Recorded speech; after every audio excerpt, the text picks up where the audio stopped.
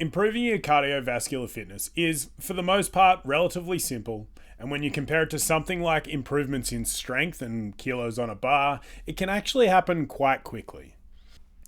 In the last video, we looked at this graph, which showed the relative contributions of each of your energy systems based on the intensity of the exercise and the duration. As I mentioned in that video, it's easy to look at something like this and get the impression that each of these energy systems exists in a silo and only works in a given context or at a given intensity or duration. The reality is, as we said in the last video, it's really not that simple, and ultimately everything is working in combination at different points based on different relative contributions depending on the activities, the duration, and all of those kind of things. The moral of the story here is that your body as a system doesn't exist merely as the sum of its individual parts, but instead as a complex and adaptive system that's constantly changing based on a whole range of interdependent variables that are never truly static. With that idea in the front of your mind, let's dive into looking at the practical mechanics of training your cardiovascular system. When we're looking at measuring output and total capacity in cardiovascular fitness, there are a range of different methods that vary in complexity, the type of equipment you're going to need, and the accuracy of the readings you're going to get. We're going to have a look at a couple of different options, but in general, the lowest cost, simplest, and easiest to use option is always going to be the best one. Unless you're a professional athlete, some of the not invasive, but more technically complex testing environments like a lab setting aren't always necessary. In many cases, it can be as simple as just paying attention to how you breathe or what your heart rate is doing, but more on that later. The gold standard when it comes to measuring your aerobic capacity is known as VO2 max, or your maximal aerobic capacity. It's the maximum volume of oxygen you can use during exercise. You can kind of think of it like your 1 rep max, but for aerobic exercise. How hard can you go for how long?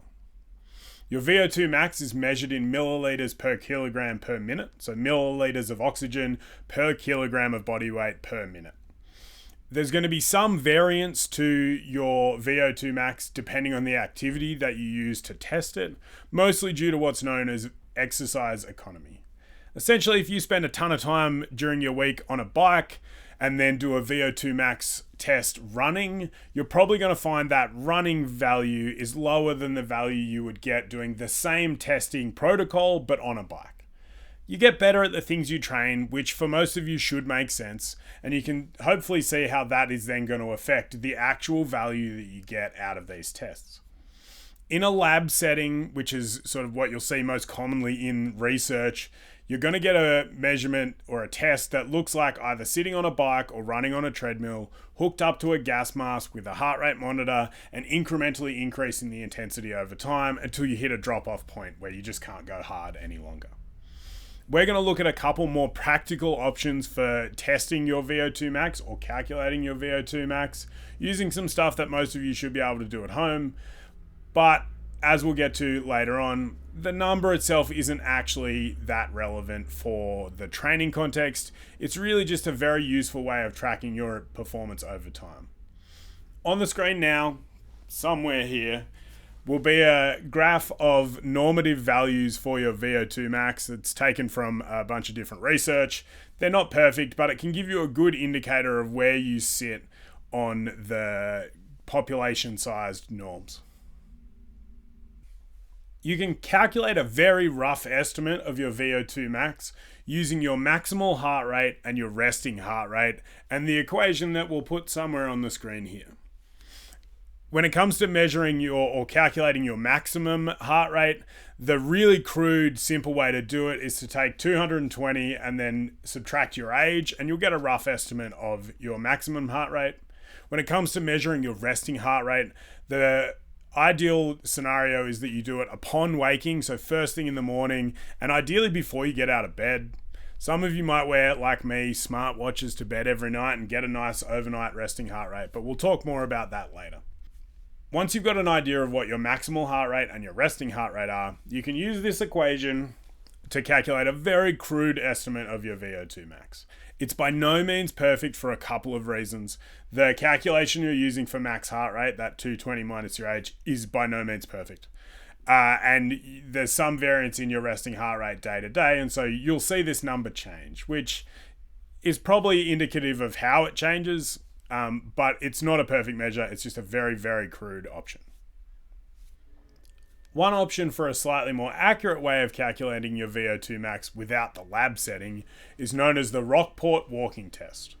This involves about a 10-minute or so gentle warm-up, gradually increasing your heart rate and getting ready for the activity to come. And then all you're going to do is walk 1 mile or 1.6 kilometers as fast as you can without breaking into a jog. They say the effort should feel like a 7 or 8 out of 10. And the idea is to take the time it takes you to complete that mile and your heart rate immediately upon finishing the mile, and use this relatively complex equation that we're going to put on the wall, on the screen here, to calculate your VO2 max estimate. I do have a calculator I've put together in Sheets, so if you want to have a look at that, just let me know. The test itself should be conducted on flat ground, ideally on something like, on a walking track or something like that, where it's going to be easy to measure your output. If you are going to do it on a treadmill, they recommend you set the incline to 1% to more accurately mimic walking outdoors. Another option for calculating a VO2 max without that lab setting is known as the Cooper's test, or a 12-minute run test. Like the Rockport walking one, the idea is about a 10-minute or so warm-up, and then in the Cooper's test, you're going to set a clock for 12 minutes and run as far as you can in 12 minutes as fast as you can. You're then going to take the distance that you've hit in that 12-minute time using this equation to calculate your VO2 max. Again, neither of these tests are going to be perfect, but they are reasonably well backed in terms of the research. They're very simple, and that's why they often get used a lot in the research setting, and are good options for testing out how you're doing.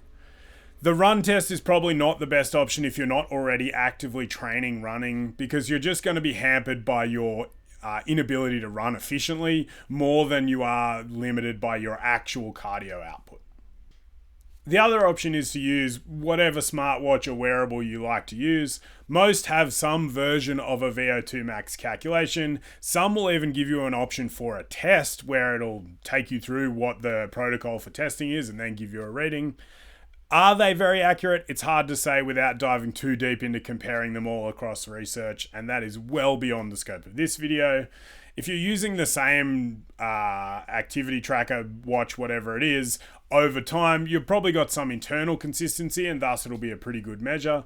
But as I said earlier, the thing with your VO2 max is the number itself is probably not that useful for most of you, other than as a metric for tracking your progress over time.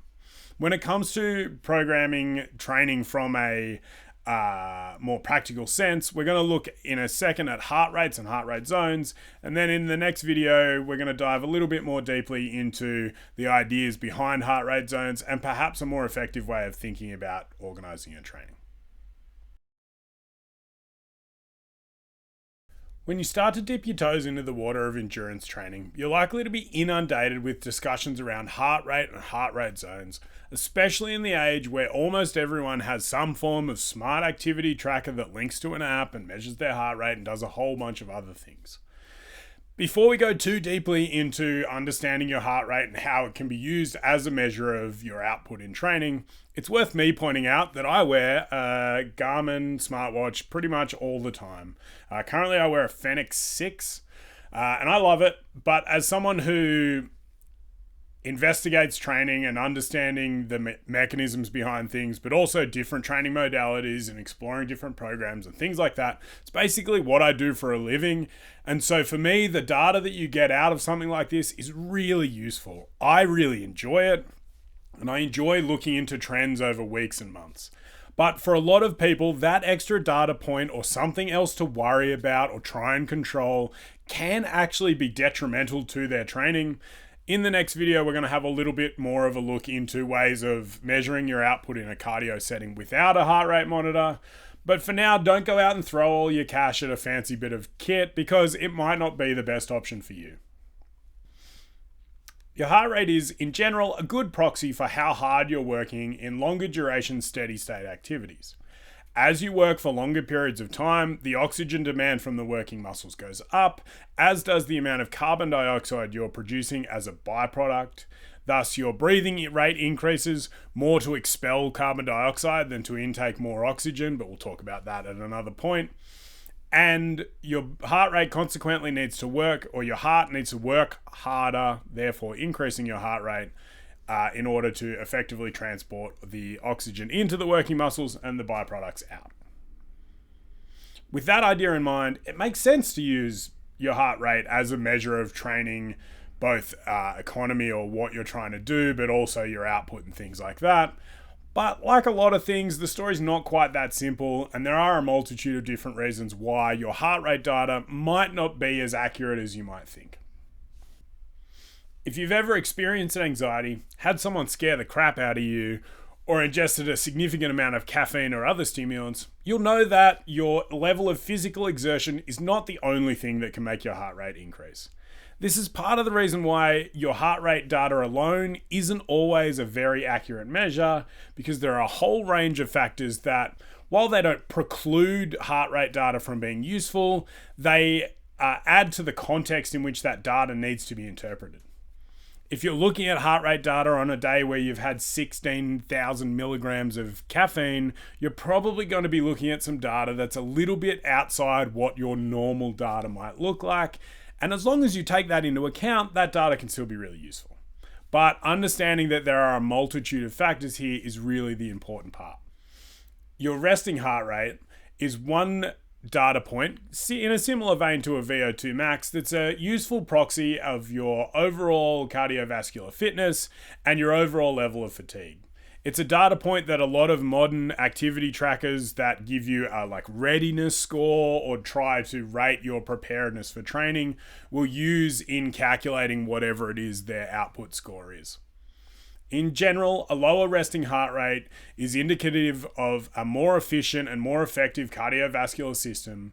So at rest, your body needs less, or your heart needs less beats per minute to pump out the amount of oxygen that your muscles need to keep you alive.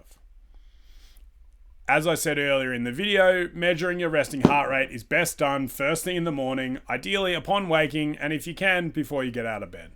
For those of you that, like me, nerd out on the data side and maybe you sleep in your activity tracker, I do. I sleep in my watch every night. And so my resting heart rate measure in that in the app that comes with the watch is based on the lowest point my heart rate gets to overnight, which is generally first thing in the morning, somewhere in that 3-4 o'clock zone.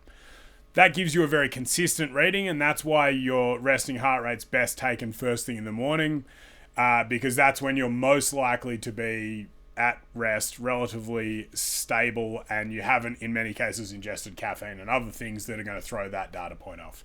It's much like weighing yourself first thing in the morning after you've gone to the toilet. It just gives you a more consistent number, which means it's more useful in the long-term scheme of things when it comes to measuring where you sit and how you're improving. The general advice is that for a healthy adult, your resting heart rate's probably going to sit somewhere between 60 and 100 beats a minute. For well-trained endurance athletes, the range is generally said to be somewhere in the 40 to 60 beats a minute. My current 4-week average is sitting at something like 52 beats a minute. The lowest I've seen is in the 48, 49 range when I'm really fit and well rested. I've got an ultra running endurance maniac friend of mine who has a resting heart rate in the mid to low 30s, which when you consider the number of beats that is in a minute is just insane. 1 beat, 2 beats. Imagine your heart rate beating that slowly. That's how efficient your energy systems can be at shuttling through all of the things you need to keep you alive. Now, most of you don't need to go that far down the rabbit hole. That is very much about pursuing endurance performance. But in general, the lower your resting heart rate is, the more likely you are to be healthy and fit and be able to sustain both the training you need to do to get stronger in the gym, but also the rest of your life in a way that just makes things significantly more enjoyable. Like all good bits of data, the important thing to consider when looking at your resting heart rate is the context in which you're looking at things. Things like 7-day averages or 4-week averages are really nice at measuring progress over a long period of time, but it's easy to look at your heart rate or your resting heart rate on any given day and take that single data point out of context in a way that can be detrimental to your understanding of what's happening. I notice that if I have more than like 1 or 2 standard drinks in a night or in an afternoon, or I get somewhere less than 6 hours sleep on any given night, I'm going to see my resting heart rate the next day bump up somewhere between 4 and 10 beats a minute, depending on how deep into a hole I've ended up. The same thing goes for hard performances. Maybe you had a competition yesterday, you might see your resting heart rate has increased. In a really hard week of training, you might also see your resting heart rate increase as your body struggles to keep up with the recovery needs of the work you're doing. None of these things, as I said earlier, preclude these numbers from being useful. They all just need to be taken into account, and that's why when we look at this stuff, we're trying to look at the biggest picture possible to get the best understanding of what's actually happening and how we can influence those outcomes. For now though, let's look at heart rate zones and how we use them both in a training context, but also understanding the bigger picture of what's actually happening with this training. Heart rate zones as a concept have been around in endurance training for a really long time, and while each system or each way of describing things is marginally different, the theory is that each of these zones is a good proxy for the type of work you're doing and therefore the predominant energy system or systems that you're going to be using doing that work, which then can lead you to being able to use them in a programming setting so that you can elicit the exact stimulus or close to the exact stimulus that you want to get out of that training. In practice, as we mentioned earlier, it's not a perfect system because there's a whole range of factors that can influence it, but it can be a really useful way of introducing the idea to someone who doesn't have a lot of experience with steady state cardio work, and can be a really useful proxy for what's going on. While there are many different models of heart rate zones, most of them use a 5 or a 6 zone model to demonstrate the different areas or different types of work that you're doing. On the screen now is a chart from Whoop, who make an activity tracker. I've used their wrist strap thing for a little while. That shows you a pretty similar breakdown to most places that you'll see a 5 or a 6 zone model. So zone 0 doesn't really count. It's sort of anything below 50%. And then you've got zones 1 to 5 increasing in intensity. In the Garmin landscape, I think zone 1's called warm up. Zone 2 is called easy. Zone 3 is aerobic. Zone 4 is threshold. And zone 5 is maximum or something similar. The percentages might differ slightly, and also the way you calculate them can differ. In this chart, you're looking at your percentage of a maximum heart rate. There are also ways of looking at calculating these zones based on your lactate threshold. That is something we'll talk about in the next video. It's a little too deep for the context of this video. The basic guideline for improving your cardiovascular fitness is to begin by accumulating time in what's referred to as zone 2, which I think is 60 to 70% of your max heart rate. For a lot of you, especially if you're used to doing 15 seconds of work and then resting for 3 to 5 minutes, you're going to find the pace you need to actually maintain that heart rate is probably a lot slower than you think, because you're just not very good at maintaining that at steady output at a consistent pace.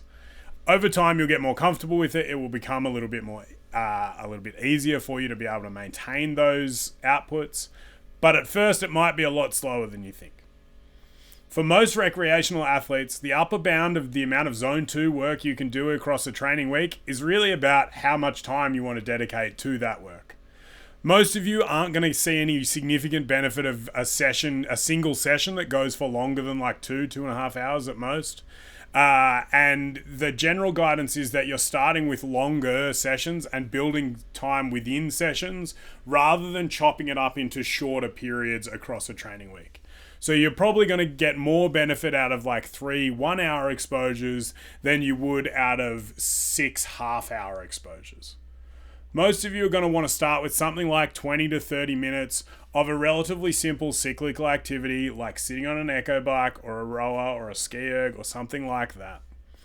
Most reasonably well-conditioned people, and I'm going to count most of you in this because you train in a gym environment, you've done some work like that, you're probably going to find either initially straight off the bat or very quickly after you start that walking isn't going to be a sufficient stimulus for you to actually maintain a heart rate in that zone, and you're probably not going to get the most out of it. This is where the difference between like a daily step count and actual dedicated cardio work comes into play. When it comes to step count, that's really about being active and mobile across a day. When we're talking about dedicated cardio work, you need it to be at least at this threshold of somewhere in that zone 2 range in order to actually elicit the changes or the adaptations that you're looking for with the work you're doing. When it comes to choosing a modality, there are a few things to consider. First and most importantly is your willingness to do it. If you're not going to do it and hate it the whole time, you're probably choosing the wrong modality. Now, there is an argument here that says, yeah, an aspect of this is a little bit boring. That's where things like an echo bike are really useful because you're completely stationary, your arms and legs are moving, but you can distract yourself really nicely with your fancy iPhone and a pair of headphones and a good TV show. In the end, just sitting through something relatively monotonous like that can be really beneficial because it allows you to get a really low stress training stimulus without having a negative impact upon the rest of your training. That's where what you're training for comes into choosing that modality. If you're a powerlifter who's training hard for a competition and you want to add a little bit of cardio, starting out by running is probably a terrible idea. And for most of you who aren't already running in some way, jumping straight into using running as the modality for developing a cardio base is not a good idea. The impact you're going to get from each step hammering into the ground is going to be far above your ability to actually maintain that steady state zone, and you're going to find very quickly that your heart rate spikes and you just can't keep it up. The other thing is you're often likely to end up quite sore and therefore having a negative impact upon your ability to train your squats and deadlifts and do all the stuff that's actually probably, in terms of return or bang for your buck, more important for your training. For most people, the more low impact and off your feet the cardio choices you make can be, the better you're going to be able to then still maintain a high level of output in the rest of your training. Things like the Echo Bike rower and ski egg or even swimming are a really great option when it comes to adding in that dedicated cardio work. Regardless of the modality you choose, you're probably going to see the first 5 to 10 minutes is going to feel really hard. Often that's the time where your heart rate's bouncing up and down really inconsistently. Once you get through that zone and you just maintain a steady output, your body will kind of settle into a rhythm and you'll be able to find that nice comfortable zone 2 pace and just chip away at building time over that training session and then adding time to that over weeks and months.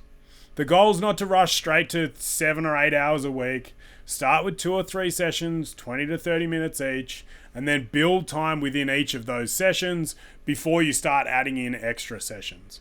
Again, as we said earlier, the upper bounds here to how much work can you do is really about what can you fit into a training week and the rest of your life. But for most of you, a couple of sessions of 30 to 40 minutes is a good start and you can build from there. Ultimately, the modality you choose is up to you. And like I said, you shouldn't hate it, but you don't have to love it. You've just got to be able to tolerate it. There are plenty of options when it comes to distracting yourself through this or picking modalities you like. I found the biggest benefit from my lockdown period in 2019, 2020. What year was it? I don't know. It's all confusing. I got into riding mountain bikes and got really fit because I liked riding mountain bikes. It was heaps of fun and it got me outside and got me working hard and all of that kind of stuff.